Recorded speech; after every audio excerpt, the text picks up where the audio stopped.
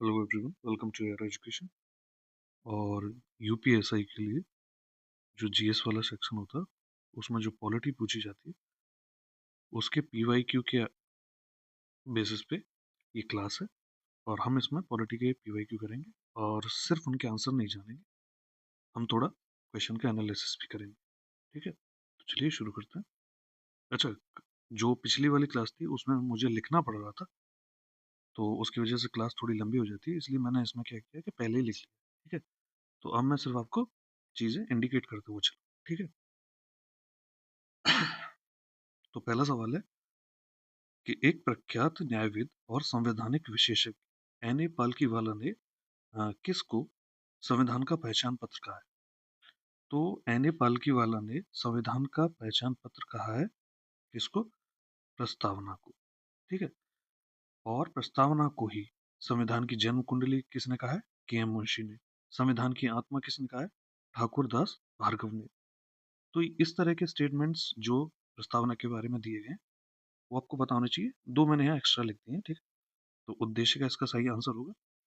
अच्छा, प्रस्तावना की बात चल रही है तो प्रस्तावना में अभी तक एक ही बार संशोधन हुआ है, वो है 42nd कॉन्स्टिट्यूशनल अमेंडमेंट, यानी कि आपका 42वां संविधान संशोधन।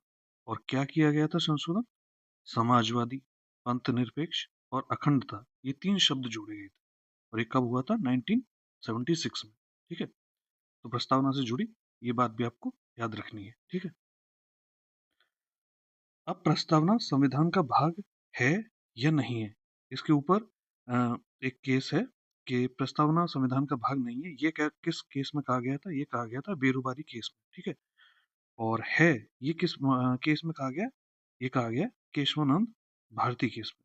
देखो, प्रस्तावना का वैसे तो जो खुद का कोई मतलब अस्तित्व नहीं होता है बिना इसके संविधान के अनुच्छेदों के। कभी भी किसी अनुच्छेद में और प्रस्तावना में अगर टकराव होता है तो प्रस्तावना कोलैप्स कर जाती है, ये समझ लीजिए। ठीक है, तो ये प्रस्तावना से जुड़ी कुछ बातें थी। ठीक है, अब बढ़ते हैं आगे। और बहुत ज़्यादा स्पीड लग रही हो तो इस वाली वीडियो में मुझे कमेंट कर दीजिएगा नीचे, तो मैं चीज़ें सुधारने की कोशिश करूंगा। भारतीय संसद की प्राक्कलन समिति में निम्न शामिल है, मतलब कौन शामिल है? लोकसभा के सदस्य, राज्यसभा के सदस्य, या दोनों के, या फिर केवल राज्यसभा के चुने हुए सदस्य? तो देखिए, जो संसदीय समितियां होती हैं वो दो तरह की होती हैं। एक तो होती है स्टैंडिंग, जिनको स्थायी समितियां कहते हैं, और दूसरी होती है तदर्थ, जिनको एडॉक कमेटी कहते हैं। ठीक है, जो स्थायी समितियां होती हैं वो समय समय पर बनाई जाती रहती हैं, जैसे एक साल बाद बना दी गई, और फिर वो निरंतर कार्य करती रहती हैं। ठीक है, और इसी तरह की एक समिति है प्राक्कलन समिति। ठीक है, जबकि जो तदर्थ समितियां होती हैं ये किसी विशेष उद्देश्य के लिए बनाई जाती हैं। मतलब कोई अगर विशेष कार्य है उसके लिए एक समिति बनी, वो कार्य खत्म, और फिर वो समिति भी खत्म हो जाती है। ठीक है, तो प्राक्कलन समिति जो है वो एक तरह की स्टैंडिंग कमेटी है, और ये एक इसमें 30 सदस्य होते हैं, और वो 30 के 30 सदस्य लोकसभा से होते हैं। ठीक है, तो प्राक्कलन समिति के बारे में आपको ये पता होना चाहिए कि इसमें 30 सदस्य होते हैं और वो सारे के सारे लोकसभा से होते हैं। तो कई बार सदस्यों की संख्या भी पूछ लेता है। ठीक है, इसी तरह की एक कमेटी और है, पीएसी, यानी पब्लिक अकाउंट कमेटी। अच्छा, इसमें जो सदस्य में जो सदस्य नहीं, जो अध्यक्ष होता है वो सत्ताधारी दल से होता है। और पीएसी पब्लिक अकाउंट कमेटी यानी कि लोक लेखा समिति, जिसमें 22 सदस्य होते हैं, जिसमें 15 होते हैं आपके लोकसभा से और 7 होते हैं आपके राज्यसभा से। और इसका जो अध्यक्ष होता है वो विपक्ष का नेता होता है। ऐसा कहीं लिखा नहीं हुआ है, पर ये परंपरा के रूप में है। ठीक है, परंपरा। ठीक है, तो ये बातें आपको याद रखनी है। तो भारतीय संसद की प्राक्कलन समिति में निम्न शामिल है केवल लोकसभा के सदस्य। कितने? 30। ठीक है, ये बात भी आपको याद रखनी है। अगला सवाल देखिए। अगला सवाल है कि किस संविधान संशोधन अधिनियम ने एक नया निदेशक तत्व जोड़ा जो राज्य को पर्यावरण की रक्षा और सुधार करने का निर्देश देता है? अब देखो, जो पिछली वाली क्लास है उसमें मैंने बताया था कि 48 ए करके एक आर्टिकल जोड़ा गया था। ये आया था आपका 42nd अमेंडमेंट से, और इसी अमेंडमेंट से आपके मौलिक कर्तव्य भी आए थे। ठीक है, मौलिक कर्तव्य जो किस कमेटी की रिकमेंडेशन पे थे? स्वर्ण सिंह। ये बात आपको मैंने पिछले वाले लेक्चर में बताई भी थी। तो 48 ए किस बारे में बात करता है? पर्यावरण की रक्षा और सुधार करने का, ठीक है। इसी तरह इसमें स्टेट की ड्यूटी होती है, ठीक है। स्टेट की ड्यूटी के बारे में बात करता है, राज्य को निर्देश देता है। इसी तरह 51 ए जी में इंडिविजुअल्स की ड्यूटी है, मतलब व्यक्तियों की ड्यूटी के बारे में बात करता है, और ये एक मौलिक कर्तव्य है, ठीक। तो ये दोनों मैंने बताया जैसा कि ये किससे आए थे? 42वां संविधान संशोधन अधिनियम 1976 से ये दोनों चीजें इसमें जोड़ी गई थी। और क्या हुआ था?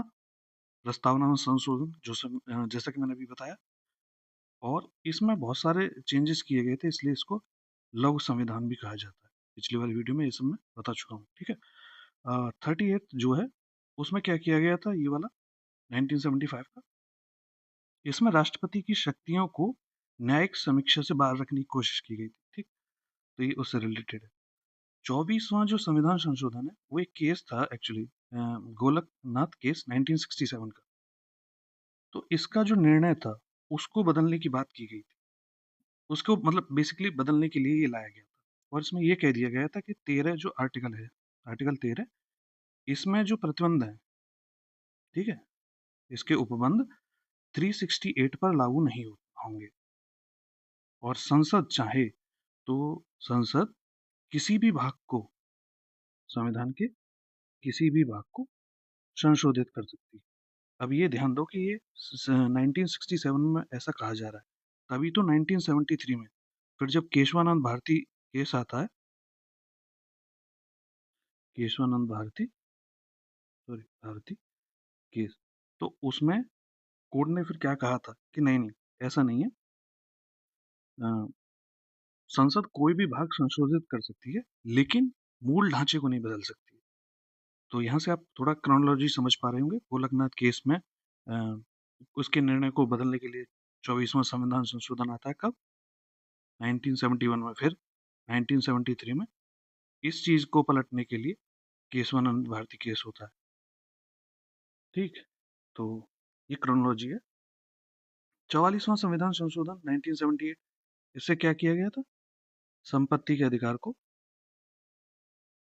मूल अधिकार से हटा दिया गया था, भाग 3 से कहाँ डाल दिया गया? 300 ए में, ठीक है। तो ये चीज भी थोड़ा याद रखने वाली। आगे बढ़ते हैं। सूचना का अधिकार अधिनियम 2005, अ, इसके तहत मतलब किस धारा के तहत ये धारा दे रखी, ये प्रावधान करता है कि सभी नागरिकों को सूचना का अधिकार होगा। देखिए, जो आरटीआई एक्ट है वो 12 अक्टूबर 2005 से आया आपका, ठीक है। और इसकी जो धारा 2 जे है वो सूचना के अधिकार के बारे में बात करती है, यानी कि ये वाली, ठीक है। धारा 6 ये बात करती है कि सूचना आवेदन की प्रक्रिया कैसी होगी, क्या होगी मतलब। और धारा 7 समय सीमा के बारे में बात करती है। तो ये भी आपको थोड़ा सा ध्यान रखनी है चीजें। राइट टू इंफॉर्मेशन जो है आपका सूचना का अधिकार, वो संविधान के अनुच्छेद 19 ए के तहत आपका एक कैसा अधिकार है? मौलिक अधिकार है, ठीक है। अब सूचना आयोग के बारे में थोड़ा सा जान लेते हैं। सूचना आयोग दो स्तर पर होते हैं, एक तो आपका केंद्रीय और दूसरा राज्य पे। और जो केंद्रीय है उसमें एक मुख्य सूचना आयुक्त होते हैं और 10 अधिकतम सूचना आयुक्त होते हैं, ठीक है। तो ये इस बारे में, तो 2 जे इसका सही आंसर हो गया। आगे बढ़ते हैं। अगला सवाल है कि केंद्रीय सूचना आयोग में एक मुख्य सूचना आयुक्त होता है और सूचना आयुक्त होते हैं जिनकी संख्या 10 से अधिक नहीं होती है, जो अभी मैंने बताया। तो इसका सही आंसर होगा सी, 10। अगला सवाल, क्वेश्चन मार्क, के तहत भारत का संविधान यह प्रावधान करता है कि भाषाई अल्पसंख्यक समूहों के बच्चों को शिक्षा के प्राथमिक स्तर पर मातृभाषा में शिक्षा के लिए राज्य पर्याप्त सुविधाएं प्रदान करने का प्रयास करे। तो ऐसा 350 ए में लिखा हुआ है, ठीक है। तो इसका सही आंसर हो गया डी, 350 ए। अच्छा, इसमें लिखा हुआ है कि प्राथमिक स्तर पर मातृभाषा में शिक्षा देने का प्रयास करेगा राज्य, ठीक है।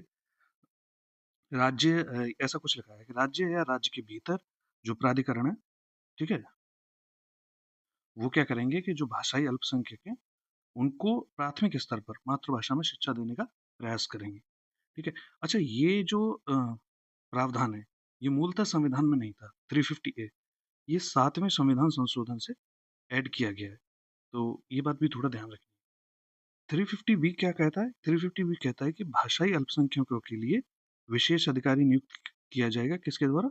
राष्ट्रपति के द्वारा। तो ये 350B है। 349 ये जो दे रखा है, बेसिकली इसका अब कोई मतलब नहीं रह गया है। इसमें ये था कि जैसे 15 साल बाद तक ठीक है, 15 साल बाद तक, कब से? आपके संविधान को लागू होने के लागू होने के, ठीक है, संविधान लागू होने के 15 साल बाद तक ये था कि अगर कोई अ, भाषाई संबंधी कानून चेंज करना है, इसमें कोई चेंज करना है, तो उसके लिए एक पर्टिकुलर प्रोसीजर दे रखा था, ठीक है, कि ये प्रोसीजर आपको फॉलो करना होगा। तो अब 15 साल वाला, तो ये समय सीमा समाप्त हो गई है, तो फिर इसका कोई ज्यादा सेंस बनता नहीं, ठीक है। 351 ये बात करता है कि हिंदी भाषा के प्रचार प्रसार के लिए और विकास के लिए जो केंद्र के दायित्व के बारे में बात करता है, ठीक है। और 343 यानी कि 343 ये बात करता है कि संघ की जो भाषा होगी, राजभाषा, वो हिंदी होगी, और देवनागरी लिपि के बारे में बात करता है। तो ये थोड़ा थोड़ा आपको इनके बारे में आइडिया होना चाहिए। देखिए, आपका पेपर मैंने पहले भी कहा कि डिस्क्रिप्टिव नहीं होना है, ठीक है, तो आपको बहुत ज्यादा डीप में जाना नहीं है, और सतह पे आपको छोड़ना नहीं है कुछ, सतह पे, क्योंकि जितनी ज़्यादा आप चीज़ें ऐसे पकड़ लेंगे, ये फैक्ट्स को पकड़ लेंगे, उतना ही आपको सिर्फ टिक करके आना है, और वो सही टिक करना है, ठीक है। आगे बढ़ते हैं।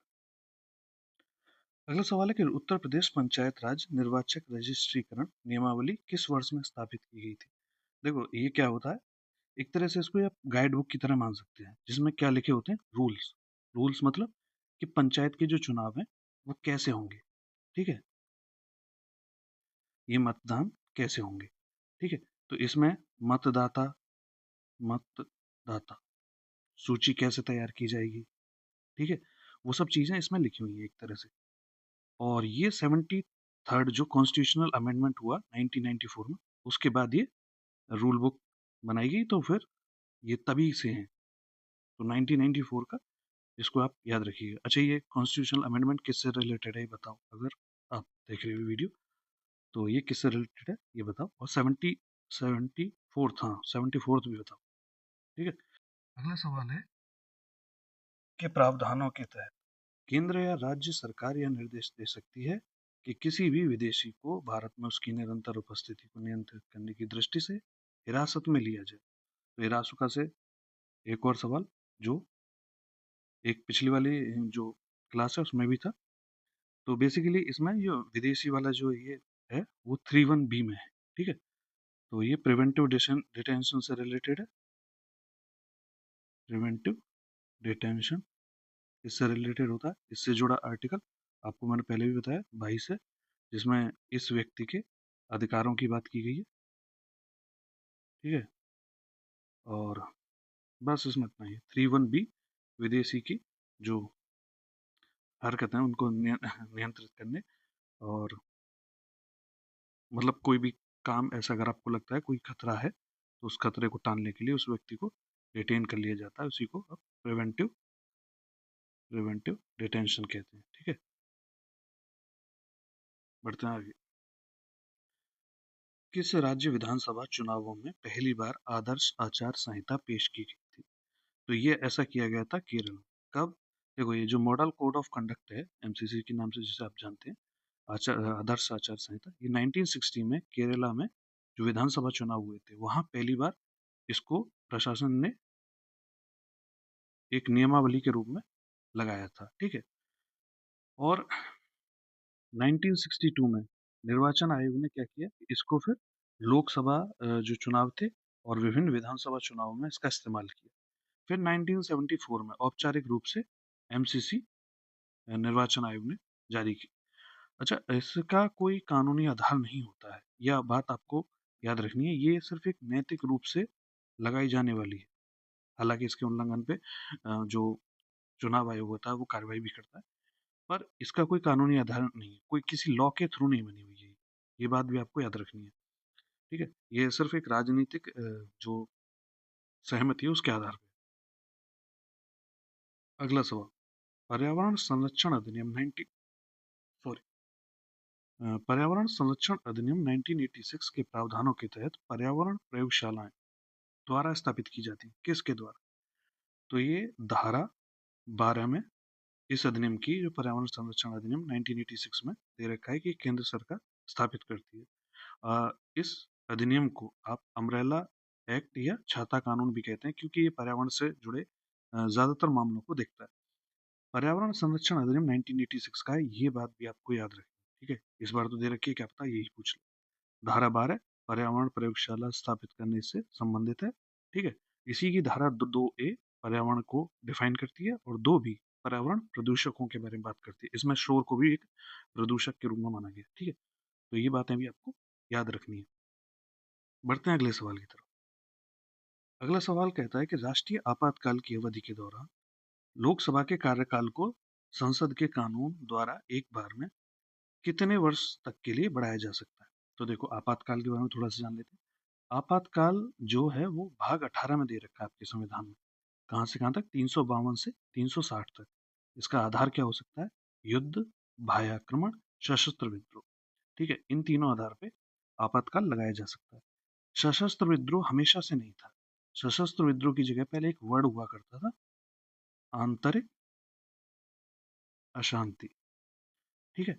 फिर इस वर्ड को चेंज करके 44वें संविधान संशोधन से अ, सशस्त्र विद्रोह से रिप्लेस कर दिया गया, ठीक है? और फिर बाद में ये इसमें ये भी कहा गया कि जो लिखित सिफारिश होगी, किसकी? कैबिनेट की, तभी क्या लग सकता है? आपातकाल। ऐसा नहीं होगा कि प्रधानमंत्री फोन करें और कह दें कि आपातकाल लगा दिया जाए राष्ट्रपति से, ठीक है? तो ऐसा नहीं होगा, लिखित सिफारिश देनी होगी, ठीक है? और जब ये आपातकाल लगता है तो लोकसभा कार्यकाल को 1 वर्ष तक बढ़ाया जा सकता है। अब 1 वर्ष तक कब तक बढ़ाया जा सकता है? तो वो अनिश्चित काल के लिए, ठीक है? लेकिन एक बार में सिर्फ 1 वर्ष के लिए बढ़ाया जाएगा। फिर से जरूरत है, फिर से 1 वर्ष के लिए बढ़ाओ, फिर से जरूरत है तो फिर से 1 वर्ष के लिए बढ़ाओ, ठीक है? तो ये अनिश्चित काल तक आप ऐसा कर सकते हैं, ठीक है? कहाँ लिखा है? 83(2) में। ये बात भी आपको याद रखनी है। और जब ये आपातकाल आपातकाल आपका हट जाएगा तो आपको 6 महीने के भीतर आपको क्या कराने होंगे? चुनाव कराने होंगे, ठीक? तो ये आपातकाल से जुड़ा एक महत्वपूर्ण बिंदु है। और तो कुछ नहीं रहेगा आपातकाल में, हाँ ठीक है। तो 1 वर्ष के लिए बढ़ाया जा सकता है। आगे बढ़ते हैं। अगला सवाल कहता है कि किसके पास भारतीय संविधान के अनुच्छेद 143 के तहत सर्वोच्च न्यायालय की राय लेने का अधिकार? तो ये अधिकार आपके भारत के राष्ट्रपति। देखो, 143 के तहत क्या होता है कि राष्ट्रपति अगर जैसे कोई कोई ऐसा विधि का प्रश्न होता है, मतलब जहाँ पे आपको एक तरह से ऐसा समझ लीजिए कि लॉ एक्सपर्ट की जरूरत है, आपको किसी सब्जेक्ट पे एक्सपर्ट की जरूरत है, तो इसी तरह लॉ एक्सपर्ट की जरूरत है, तो राष्ट्रपति क्या करते हैं? भारत का जो सर्वोच्च न्यायालय है उससे उसकी राय मांगते हैं। अब राय मांगने पर क्या होता है कि ये राय राष्ट्रपति के ऊपर है कि वो इसे माने या ना माने, मतलब ये बाध्य नहीं होती है, ठीक है? तो ये बात भी आपको याद रखनी है। तो भारत के राष्ट्रपति इसका सही उत्तर है। अगला सवाल, निम्नलिखित में से किस राज्य के पास भारतीय संविधान की 5वीं अनुसूची के तहत क्षेत्र हैं? तो ये क्षेत्र हैं गुजरात के तहत, गुजरात के पास, ठीक है? 5वीं अनुसूची में क्या है? 10 ऐसे राज्य हैं जिनके जनजातीय क्षेत्रों के प्रशासन से संबंधित मसले इसमें दे रखे हैं 5वीं अनुसूची में। तो 10 राज्यों के जनजातीय क्षेत्रों के प्रशासन से संबंधित मामले हैं। और ये 10 राज्य कौन कौन से? इनको एक साथ पढ़ना, जैसे आंध्र प्रदेश और तेलंगाना, महाराष्ट्र और मध्य प्रदेश, राजस्थान और गुजरात, छत्तीसगढ़, झारखंड, हिमाचल प्रदेश और लास्ट में बचे उड़ीसा। तो ये आपके 10 राज्य हैं। इनको आपको AMTM जो कि 6वीं अनुसूची में दे रखे हैं राज्य, उनसे कंफ्यूज नहीं करना है, ये थोड़ा ध्यान रखिएगा। AMTM में कौन कौन है ये बता दो, चलो, ठीक है? अगला सवाल देखते हैं। देश से बाहर जाने का अधिकार और देश में वापस आने का अधिकार भारतीय संविधान के निम्नलिखित में से किस अनुच्छेद में निहित है? तो ये अनुच्छेद 21 में ऐसा निहित है, ठीक है? मेनका गांधी मामले में यही मुद्दा था, क्योंकि इनका पासपोर्ट वगैरह जब्त कर लिया गया था। ठीक है। तो देश से बाहर जाने का अधिकार ये आपकी राइट टू लाइफ में आता है, और देश में वापस आने का अधिकार, जाहिर सी बात, ठीक है। और अच्छा, देश में घूमने की बात करें खुद के देश में, तो वो आर्टिकल 19 में आता है, और इसी में आपकी अभिव्यक्ति की स्वतंत्रता, अभिव्यक्ति की स्वतंत्रता, अभिव्यक्ति की स्वतंत्रता, इसके बारे में भी आपका आर्टिकल 19 बात करता है। इसी में प्रेस की फ्रीडम है, ठीक है।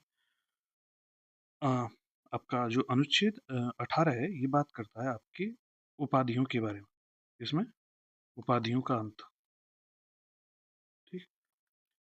अनुच्छेद 15 में क्या दे रखा है कि जो राज्य है वो भेदभाव नहीं करेगा, भेदभाव नहीं करेगा। किस आधार पे? धर्म, ठीक है। और 5 आधार हैं ये। धर्म हो गया आपका, और वंश, जाति, और लिंग, और क्या हो गया, एक आपका जन्म स्थान, हाँ, जन्म स्थान, ठीक है। इनके आधार पे भेदभाव नहीं किया जाएगा आपके साथ, ठीक है। तो ये कुछ, और ये सभी मूल अधिकार हैं, और ये भाग 3 में आते हैं, ये भी याद रखना है। आगे बढ़ते हैं।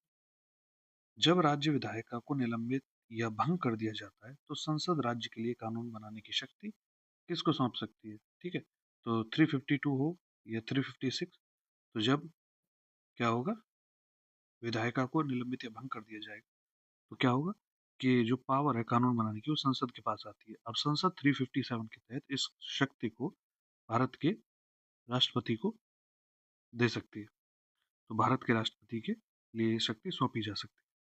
तो ये बात भी आपको याद रखनी है।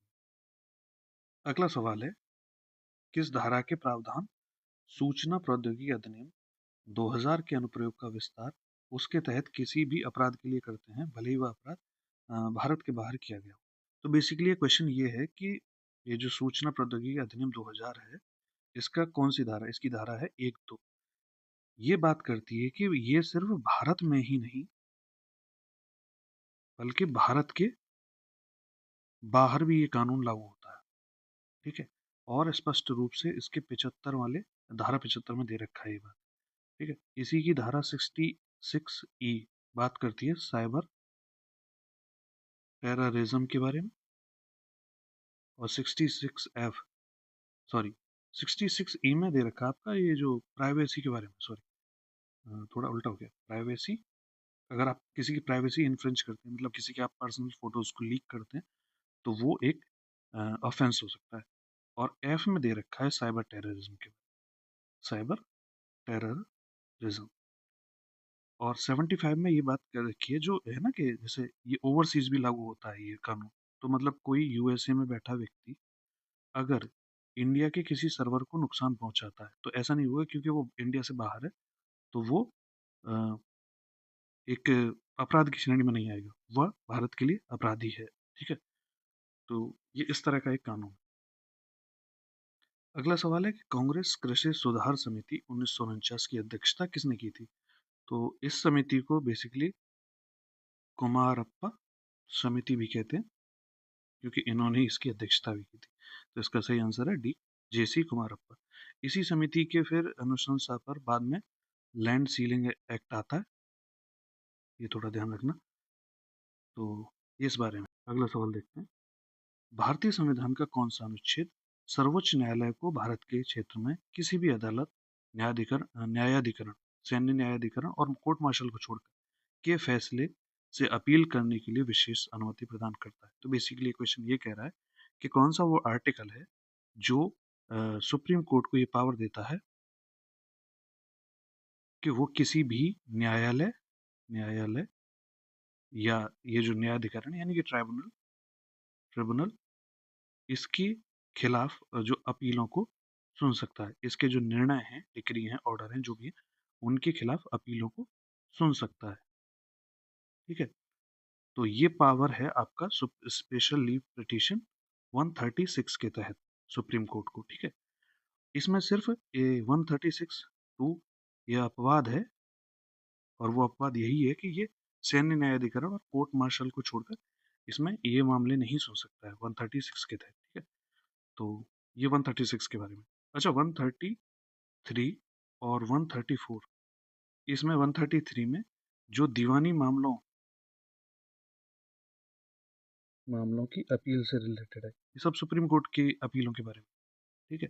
और ये 134 किन आपराधिक मामलों की अपील होगी, आपराधिक मामलों की अपील, ठीक है। तो ये आपराधिक से रिलेटेड है, और ये 133 दीवानी मामलों से रिलेटेड है, ये अपील से ही रिलेटेड है दोनों, ठीक है।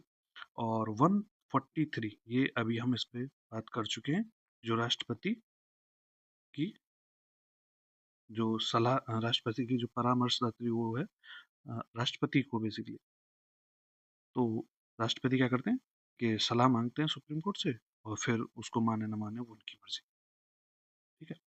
अगला सवाल है कि मानव अधिकारों को मानवाधिकार संरक्षण अधिनियम 1993 की धारा, मतलब कौन सी धारा के तहत परिभाषित किया गया है। तो ये जो मानवाधिकार और संरक्षण अधिनियम है आपका, ठीक है, इसकी ये धारा 3 है। पहले तो ये जान लीजिए, धारा 3 है जो ये डिफाइन करती है कि राष्ट्रीय मानवाधिकार आयोग के बारे में बात करती है। तो ये क्वेश्चन थोड़ा इंपॉर्टेंट हो सकता है, आगे पूछ सकता है कि धारा 3 राष्ट्रीय मानवाधिकार आयोग के बारे में बात करती है, और धारा 21 राज्य मानवाधिकार आयोग के बारे में बात करती है। धारा 30 में मानवाधिकार न्यायालय के बारे में चर्चा है। और वैसे इसमें 2D मानवाधिकारों को परिभाषित करता है, ठीक है। तो ये कुछ आपके पॉलिटी से जुड़े क्वेश्चंस थे। मैंने कोशिश की है कि बहुत ज़्यादा लंबी क्लास ना हो, इसीलिए मैंने यहाँ पे पहले ही इन चीज़ों को लिख दिया था एक शॉर्ट नोट की तरह। तो अगर आप लोगों को ये वाला तरीका अच्छा लग रहा है तो प्लीज़ मुझे बताइएगा। अगर कोई सुझाव है तो please comment and like, share and subscribe. अगर आप लोगों को मेरा ये प्रयास अच्छा लग रहा है तो प्लीज़। बाकी मिलते हैं अगली क्लास में। Thank you so much.